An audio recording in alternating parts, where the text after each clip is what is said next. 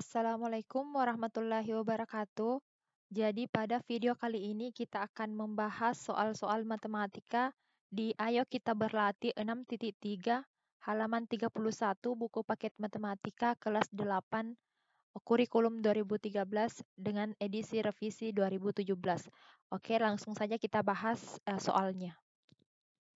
Soal di nomor 1 ini ada beberapa bagian. Kita bahas bagian yang A terlebih dahulu. Jadi di sini ada 3 bilangan dan kita diminta menentukan apakah bilangan ini bisa membentuk segitiga siku-siku, segitiga lancip, ataukah segitiga tumpul. Nah, untuk itu langsung saja kita jawab. Terlebih dahulu kita harus mengetahui kapan dia bisa dikatakan segitiga tumpul, kapan dia dikatakan segitiga lancip, dan kapan dia bisa dikatakan sebagai segitiga siku-siku. Jadi ada syaratnya. Nah, ini kalian bisa perhatikan jika sisi A dikuadratkan ditambah sisi B dikuadratkan, itu hasilnya lebih besar dari sisi C dikuadratkan, maka dia adalah segitiga lancip. Nah, yang ini apabila sisi A dikuadratkan ditambah sisi B dikuadratkan itu sama dengan sisi C dikuadratkan, maka dia pasti segitiga siku-siku.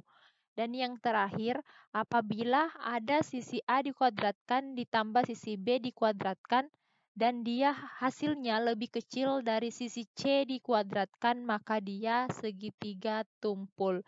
Jadi untuk mengetahui apakah bagian A ini segitiga siku-siku, lancip, atau tumpul, kita pertama harus tentukan nilai C-nya. Jadi nilai C itu atau sisi C adalah sisi yang paling panjang, selalu sisi yang paling panjang. Jadi C di sini adalah 13. Jadi langsung kita cari C kuadrat. Jadi C kuadrat itu sama dengan 13 kuadrat, hasilnya 169. Nah, selanjutnya kita cari lagi A kuadrat ditambah B kuadrat. 9 sebagai A dan B sebagai 11. Jadi A kuadrat ditambah B kuadrat itu sama dengan 9 kuadrat ditambah 11 kuadrat. 9 dikuadratkan ditambah dengan 11 dikuadratkan. Ini kita dapatkan hasilnya 202. Nah, kalau kita perhatikan 202 ini lebih besar dibandingkan 169. Artinya A kuadrat ditambah B kuadrat itu lebih besar dibanding C kuadrat. Maka syarat yang dipenuhi adalah syarat yang pertama ini. Maka bisa dipastikan bahwa dia segitiga lancip. Karena A kuadrat ditambah B kuadrat itu lebih besar dari C kuadrat, maka ketiga bilangan tersebut membentuk segitiga lancip. Kan ke soal nomor 1 bagian B. Jadi di sini sudah ada 3 bilangan, langsung saja kita jawab. Oke, saya tampilkan dulu syarat dari segitiga dapat dikatakan sebagai segitiga lancip, siku-siku, atau tumpul. Ya, jadi ini syaratnya. Sisi C adalah sisi yang terpanjang. Sisi C adalah sisi yang terpanjang, maka sisi C adalah 17. Oke, kita cari C kuadratnya. Jadi C dikuadratkan itu sama dengan 17 kuadrat, itu hasilnya 289. Nah, sisi yang lain atau bilangan kedua yang lainnya bisa kita misalkan sebagai A dan B. Maka kita cari nilai A kuadrat ditambah B kuadrat. 8 kuadrat ditambah 15 kuadrat. 8 kuadrat itu 64 dan 15 kuadrat adalah 225. Dan dijumlahkan hasilnya 289. Nah, coba perhatikan A kuadrat ditambah B kuadrat ini 289 dan C kuadrat itu juga 289. Artinya A kuadrat tambah B kuadrat itu sama dengan C kuadrat. Maka yang dipenuhi adalah syarat sebagai segitiga siku-siku. Nah, karena A kuadrat tambah B kuadrat sama dengan C kuadrat, maka tiga bilangan tersebut membentuk segitiga siku-siku. Nomor 1 bagian C, langsung saja kita jawab. Jadi yang sebagai C adalah 130. Jadi kita cari C kuadratnya. 130 kuadrat itu 16.900. Nah, yang A dan B adalah 120 dan 50. Kita cari A kuadrat tambah B kuadrat itu sama dengan 120 kuadrat ditambah 50 kuadrat. Nah, 120 kuadrat itu 14.400, 50 kuadrat itu 2.500. Nah, ini kita jumlahkan hasilnya 16.900. Nah, coba perhatikan nilainya sama. Nilai A kuadrat tambah B kuadrat itu 16.900 dan C juga sama. C kuadrat sama dengan 16.900. Nah, karena A kuadrat ditambah B kuadrat itu sama dengan C kuadrat, maka ketiga bilangan tersebut membentuk segitiga siku-siku. Nomor 1 bagian D, langsung saja kita jawab. Ya, jadi yang sebagai C adalah 16 karena dia merupakan bilangan yang tertinggi. Maka kita cari C kuadratnya yaitu 16 kuadrat sama dengan 256. Nah, sekarang kita cari A kuadrat tambah B kuadrat itu 12 kuadrat tambah 5 kuadrat. 12 kuadrat itu 144 dan 5 kuadrat itu 25. Nah, kita jumlahkan hasilnya 169. Nah, coba perhatikan A kuadrat tambah B kuadrat itu 169. Ini lebih kecil dibandingkan C kuadrat 256. Maka karena A kuadrat ditambah B kuadrat lebih kecil dari C kuadrat, maka ketiga bilangan tersebut membentuk segitiga tumpul. Jadi syarat yang dipenuhi adalah syarat yang ketiga ini. 1E. Jadi langsung saja kita jawab dan saya tampilkan syarat segitiganya. Jadi yang menjadi sisi C adalah 24 karena dia yang paling tinggi. Maka kita cari C kuadratnya yaitu 24 kuadrat sama dengan 576.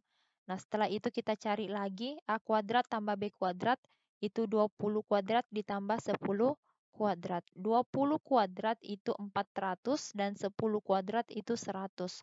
Maka hasilnya adalah 500. Nah, kita perhatikan 500 ini lebih kecil dibanding 576. Artinya A kuadrat tambah B kuadrat itu lebih kecil dibanding C kuadrat. Nah, karena A kuadrat tambah B kuadrat lebih kecil dari C kuadrat, maka ketiga bilangan tersebut membentuk segitiga tumpul karena yang dipenuhi adalah syarat yang ketiga. Oke, sekarang nomor 1 bagian F. Ya, caranya sama ya seperti soal-soal sebelumnya. Jadi langsung saja kita jawab dan kita tampilkan syarat-syarat segitiganya. Jadi yang menjadi sisi C adalah 22 karena dia yang paling tinggi, angkanya paling besar. Maka kita cari C kuadrat itu 22 kuadrat. Maka hasilnya 484. Nah, sekarang kita cari lagi A kuadrat tambah B kuadrat itu sama dengan 18 kuadrat tambah 12 kuadrat. 18 kuadrat itu 324 dan 12 kuadrat itu 144.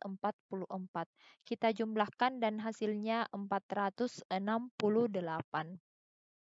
Coba perhatikan 468 ini lebih kecil daripada 484. Artinya A kuadrat ditambah B kuadrat itu lebih kecil dibandingkan C kuadrat.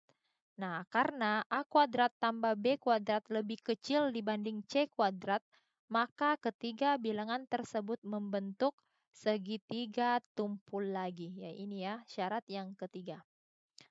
Jadi untuk 1F dia membentuk segitiga tumpul. Baik, sekarang nomor 1 bagian G. Langsung saja kita jawab dan kita tampilkan syarat-syarat segitiganya. Ya, jadi yang menjadi sisi C adalah 2,23 karena dia sisi terpanjang. Maka kita cari C kuadratnya yaitu 2,23 kuadrat itu sama dengan 4,97,29.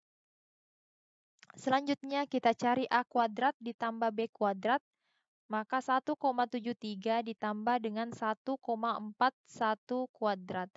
Ini hasilnya 2,99 29 ditambah 1,9881. Nah, ini dijumlahkan hasilnya 4,9810. Nah, kalau kita perhatikan ini lebih besar atau lebih tinggi dibandingkan yang ini. Maka A kuadrat tambah B kuadrat itu lebih besar dibanding C kuadrat. Nah, karena A kuadrat tambah B kuadrat lebih besar dari C kuadrat, maka memenuhi syarat yang pertama. Dan ketiga bilangan tersebut membentuk segitiga, segitiga lancip. Nomor 1 bagian H, langsung saja kita jawab. Yang menjadi sisi C adalah 36 karena dia yang paling tinggi. Maka kita cari C kuadratnya itu sama dengan 36 kuadrat, hasilnya 1296. Nah, selanjutnya kita cari kembali A kuadrat ditambah B kuadrat. Jadi 35 kuadrat ditambah 12 kuadrat. 35 kuadrat hasilnya 1225 dan 12 kuadrat itu hasilnya 144. Kita jumlahkan hasilnya 1369 dan ini lebih besar dibandingkan 1296. Artinya A kuadrat ditambah B kuadrat itu lebih besar dibanding C kuadrat. Karena A kuadrat ditambah B kuadrat lebih besar dari C kuadrat, maka ketiga bilangan tersebut membentuk segitiga, segitiga lancip. Oke. Sekarang kita beralih pada nomor 2. Manakah di antara kelompok 3 bilangan berikut yang merupakan triple Pythagoras? Ya, jadi untuk menguji apakah dia triple Pythagoras atau bukan, ya kita sisa samakan. A kuadrat tambah B kuadrat itu sama dengan C kuadrat. Atau C kuadrat sama dengan A kuadrat tambah B kuadrat. Kalau dia sama berarti dia triple Pythagoras. Kalau dia berbeda maka dia bukan triple Pythagoras. Ya, jadi langsung saja kita jawab supaya lebih paham. Yang pertama kita cari yang bagian A terlebih dahulu. Oke, kita langsung tulis syaratnya ketika dia bisa disamakan triple Pythagoras, yaitu apabila C kuadrat itu sama dengan A kuadrat ditambah B kuadrat. Nah, yang menjadi C adalah sisi yang paling panjang, maka yang paling tinggi nilainya adalah 14. Jadi yang menjadi C adalah 14. Oke, kita masukkan nilainya. C sebagai 14, A sebagai 10, dan B sebagai 12. 14 dikuadratkan itu dia hasilnya 196. 10 dikuadratkan itu 100 dan 12 dikuadratkan 144. Nah, 196 tetap. Ini 100 ditambah 144 itu 244. 196 itu tidak sama dengan 244. Karena dia tidak sama, maka dia bukan triple Pythagoras. Nah, selanjutnya kita bahas lagi yang bagian B. Langsung saja kita tulis syaratnya, yaitu C kuadrat sama dengan A kuadrat ditambah B kuadrat. Yang menjadi C adalah 13 karena dia yang paling tinggi. Langsung saja kita masukkan nilainya. Jadi 13 kuadrat sama dengan 7 kuadrat ditambah 11 kuadrat. 13 kuadrat itu 169, 7 kuadrat itu 49, dan 11 kuadrat itu 121. Ini kita jumlahkan dan hasilnya 170. 169 itu tidak sama dengan 170. Maka bagian B ini juga merupakan bukan triple Pythagoras. Nah, sekarang kita cari yang bagian C. Masukkan syaratnya. Yang menjadi C adalah 6/2. Ini kan 6/2 lebih tinggi ya, yang paling tinggi ya. Jadi kita masukkan nilai-nilainya. 6/2 kuadrat sama dengan 6 kuadrat ditambah 2/2 kuadrat. Oke, ini kita kuadratkan. 6/2 ini kan artinya 6,5 ya. 6,5 kita kuadratkan, hasilnya itu adalah 42,25. 6 pangkat 2 itu 36 dan 2,5 itu 6,225. Nah, ini kita jumlahkan, dapatkan hasilnya 42,25 dan ternyata dia sama. 42,25 itu sama dengan 42,25. Maka bagian C ini merupakan triple pita Pitagoras. Oke, semoga dapat dipahami. Jadi sekian dulu video kali ini. Terima kasih bagi yang sudah nonton. Jangan lupa klik tombol subscribe, like, dan komen sebanyak-banyaknya. Share juga video ini ke teman-teman kalian supaya memberikan banyak manfaat ke orang lain sehingga menjadi amal jariah untuk kita. Oke, see you next video. Assalamualaikum warahmatullahi wabarakatuh.